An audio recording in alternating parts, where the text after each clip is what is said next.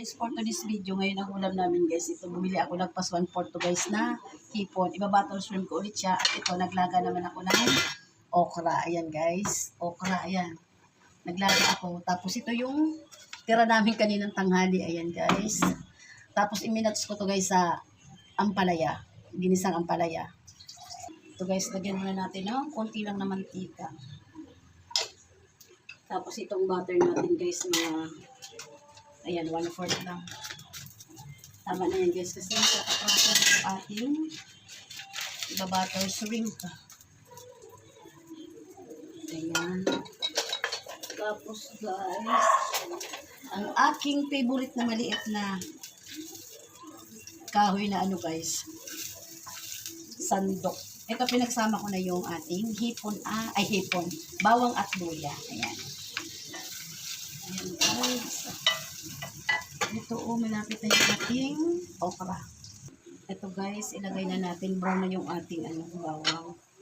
Ilagay ko na ito guys, yung ating hipon. Sabukan naman ito. Tapos, lagyan natin ng kapraso, asin at liquid seasoning. At check natin.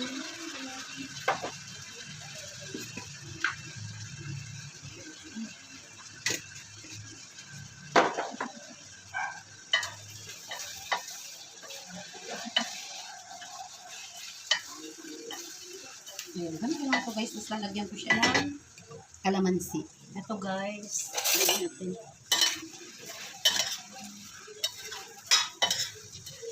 Balik pa rin na natin siya. Tapos, itong ating okra guys, okay na to. Kukunin na natin.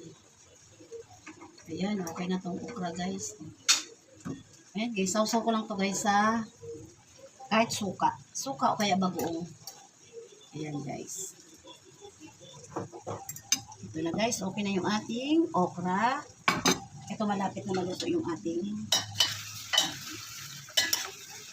butter shrimp. Ang bango. Lagpas to 1/4 guys. Bali 120 pesos to. Tapos yung binili kong isang klase nito, medyo malalaki. Gagataan ko yun guys. Ayan.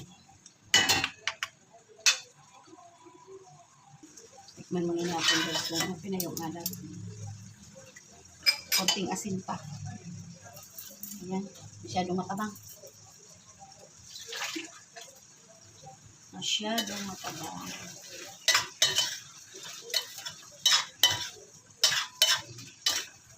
Tapos, lagay na natin itong calamansi.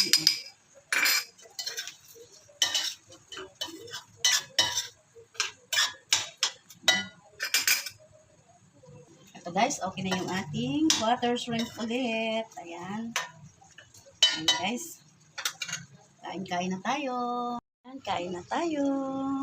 Tapos ito guys, maya initin pa namin sa oven itong galunggong. Ayan. Kain-kain. Bye guys. Thank you. God bless po. Thank you for watching mga guys.